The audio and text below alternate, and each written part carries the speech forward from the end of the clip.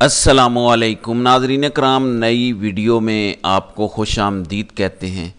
काजी fraud ईसा के फ़रार और fraud के जितने रास्ते महदूद किए जाएं उतना उनके लिए अपनी एक्सटेंशन के हक़ में फ़ैसला देना मुश्किल बनाया जा सकता है। ये बात मैं मुसलसल अपनी इस मखसूस नशिस्तों के केस की समाअत के दौरान करता आया हूँ। अब बिलाखिर तहरीक इंसाफ जाग उठी है, वो पटिशन पहुंच गई है जो बहुत पहले पहुंचनी चाहिए थी, बल्कि पहली समाअत के बाद ही पहुंच जानी चाहिए थी। वो पटिशन कल सुप्रीम कोर्ट में दायर की गई है। अब देखना यह है कि रजिस्ट्रार सुप्रीम कोर्ट इसको वापस करते हैं या वो फॉरवर्ड कर दी जाती है, और काजी साहब आज उस पर क्या एक्शन लेते हैं, क्या उसे सुना जाता है, क्या तहरीक इंसाफ को मौका दिया जाएगा। मैं आपके सामने ये पटिशन रखने से पहले आपको सिर्फ कॉन्टेक्स्ट बताना चाहता हूं कि मैं क्या कह रहा हूं। नाज़रीन करम, मैं अपनी गुज़श्ता वीडियोस में बता चुका हूं कि घूम फिर के काजी के पास यही बात रह जाएगी कि पीटीआई हमारे सामने नहीं और सीटें सुन्नी इत्तेहाद कौंसिल को मिल नहीं सकती।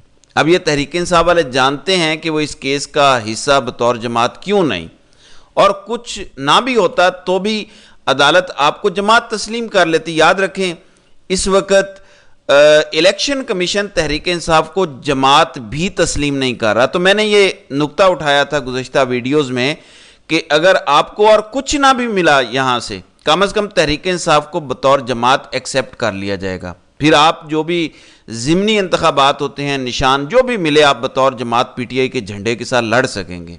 दूसरा, परसों काजी साहब ने अपने बल्ले वाले फैसले का दिफा करते हुए दोबारा कहा था कि पीटीआई ने अब तक इलेक्शन नहीं करवाए, और उनको जवाब देने वाला कोई नहीं था कि इलेक्शन करवाए हैं, क्योंकि पीटीआई तीसरी बार इलेक्शन करवा चुकी है। अब अगर पीटीआई इस केस में फरीक होती तो काजी साहब के फरार के और फ्रॉड के तमाम रास्ते बंद हो जाते।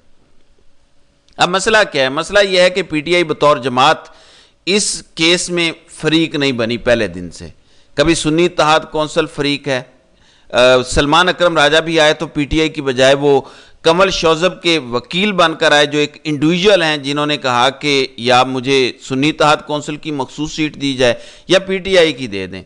तो वो भी पीटीआई की उस तरह से नुमाइंदगी नहीं कर रही। पीटीआई को बतौर जमात आना चाहिए था, और ये आइन में भी है, और हमारे सुप्रीम कोर्ट के कई फैसले हैं कि जमात के राइट्स होते हैं, पॉलिटिकल पार्टी के राइट्स होते हैं जो प्रोटेक्ट करने पड़ते हैं।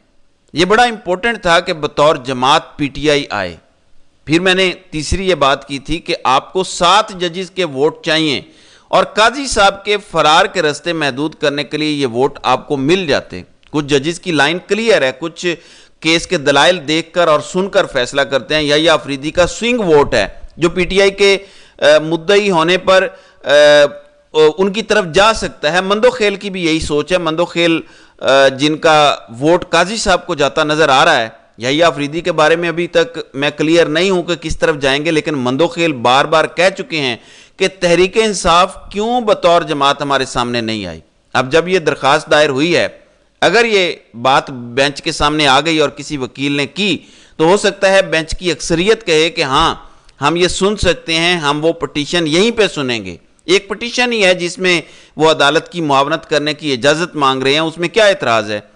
सुप्रीम कोर्ट ने मुकम्मल जस्टिस करना है, इसके लिए जो भी आपकी मुआवनत करना चाहता है। और ये एक ऐसी पार्टी है जिसका डायरेक्टली इस केस से लिंक बनता है, क्योंकि सुन्नी इत्तेहाद कौंसिल में जो लोग गए हैं वो सारे पीटीआई के लोग गए हैं। तो ये बड़ा इंपॉर्टेंट है। और नाज़रीन करम, ये है वो पिटीशन जो मैंने आपके सामने रखी है।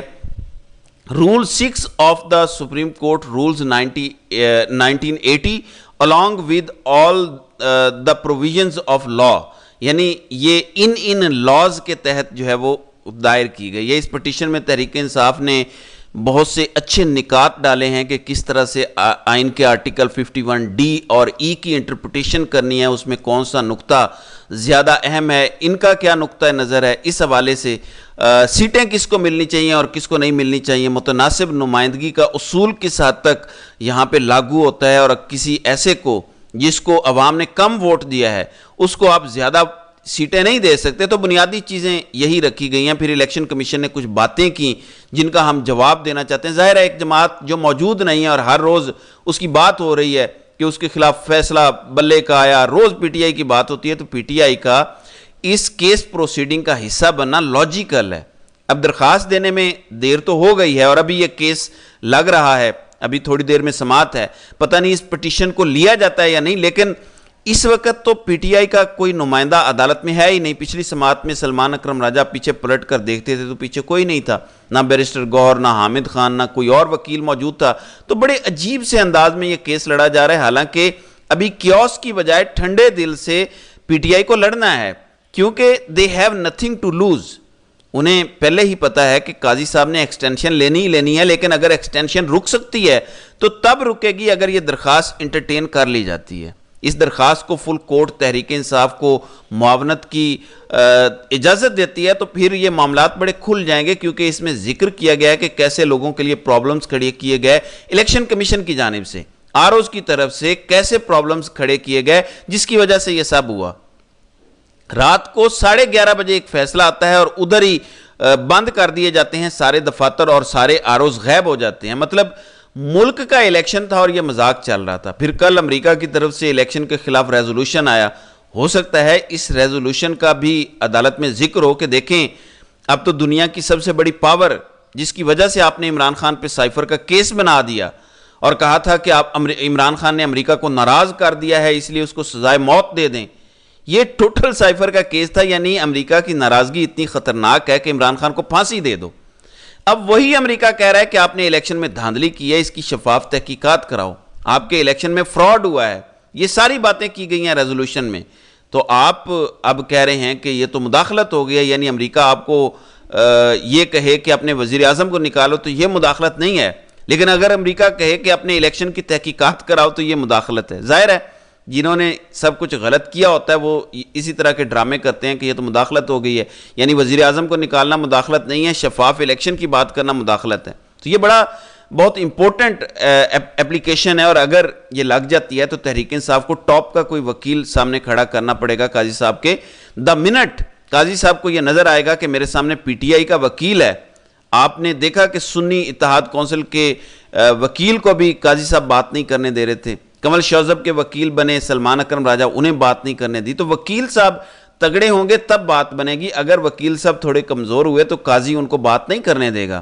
یہ ہمیشہ آئین کا راگ الاپتے ہیں. ویسے قاضی صاحب خود کون سے آئین پہ چلتے ہیں, کون سے آئین میں لکھا ہوا تھا مجھے کوئی بتا دے آئین میں کہ سپریم جوڈیشل کونسل کی کاروائی آپ سپریم کورٹ میں چیلنج کر سکتے ہیں. آپ نے سپریم جوڈیشل کونسل کی کاروائی سپریم کورٹ میں چیلنج کروا کے اپنا کیس ٹیکنیکل بنیادوں پر ختم کروا لیا. آج تک لوگوں کو نہیں پتا کہ آپ نے لندن میں جائیدادیں جو ہیں وہ کس طرح پیسے کما کر خریدی تھیں.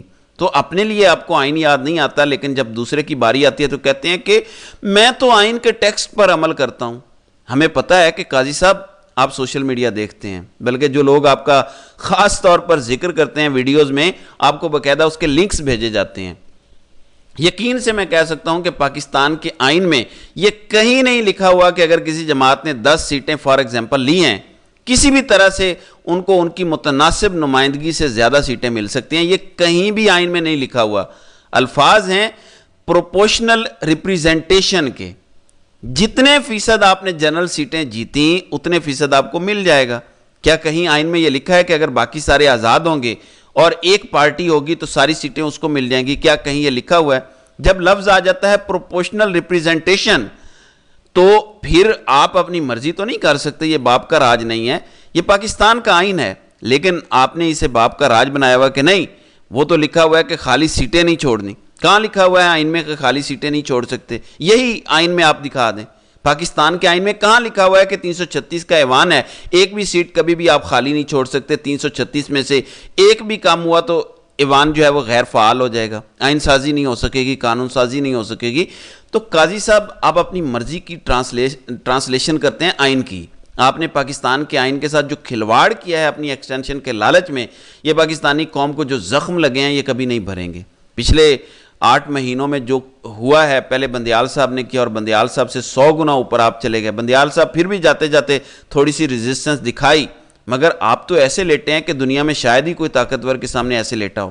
دوسری جانب پاکستان میں دہشت گردی کی جنگ کا باقاعدہ آغاز کر دیا گیا ہے. ہماری فوج باقاعدہ قبائلی علاقوں میں پہنچ گئی ہے, حالانکہ نہ صوبائی حکومت نے اجازت دی کہ ہم آپ کو اور نہ ہی وہاں کی سیاسی پارٹیاں یہ مان رہی ہیں، نہ وہاں کا جرگہ مان رہا ہے، بلکہ جرگے نے قرارداد پیش کی ہے کہ ہمارے پڑوسی ملک افغانستان کے ساتھ تجارت میں جتنی رکاوٹیں ہیں انہیں حل کرنے کے لیے اقدامات اٹھائیں اور ان کو حل کر کے افغانستان کے ساتھ تمام تجارتی راستے کھول دیے جائیں۔ پھر یہ بھی لکھا ہے کہ یہ امن جرگہ عزم استحکام آپریشن کی مکمل مخالفت کرتا ہے اور اس بات کا مطالبہ کرتا ہے کہ حکومت اگر کوئی ایسا آپریشن کرنے کا ارادہ رکھتی ہے تو اس معاملے کو پارلیمنٹ میں لائے اور اس پر تفصیلی بحث کروائی جائے اور اس کے بارے میں قوم کو آگاہ کیا جائے اور قبائلی مشیران کو اعتماد میں لیا جائے۔ پھر جرگہ یہ مطالبہ کرتا ہے کہ تمام سیاسی اسیران بشمول بانی چیئرمین تحریک انصاف عمران خان پر جو سیاسی مقدمات درج کیے گئے ہیں انہیں فوری ختم کیا جائے اور ان کی رہائی میں حائل رکاوٹوں کو ختم کیا جائے۔ اب جرگے ناظرین کرام کسی زمانے میں اسٹیبلشمنٹ میں کنٹرول میں ہوتے تھے، اب یہ جرگے عمران خان کی رہائی مانگ رہے ہیں، اب یہ کہہ رہے ہیں کہ ہم جنگ نہیں چاہتے، آپ پہلے پارلیمنٹ میں اس کی بحث کروائیں۔ تو جب سب آپ کے خلاف ہیں، لوکل پاپولیشن آپ کے خلاف ہے، جہاں آپ جائیں گے آپ کو جوتے پڑیں گے، وہاں آپ کیسے آپریشن کریں گے؟ تو یہ صورتحال ہے۔ بہرحال دیکھتے ہیں کہ آئندہ آنے والے دنوں میں مزید کیا ہوتا ہے۔ تو ناظرین کرام، آپ کی اس ویڈیو کے حوالے سے کیا رائے ہے؟ آپ اپنی رائے کا اظہار کامنٹ سیکشن میں ضرور کیجیے گا۔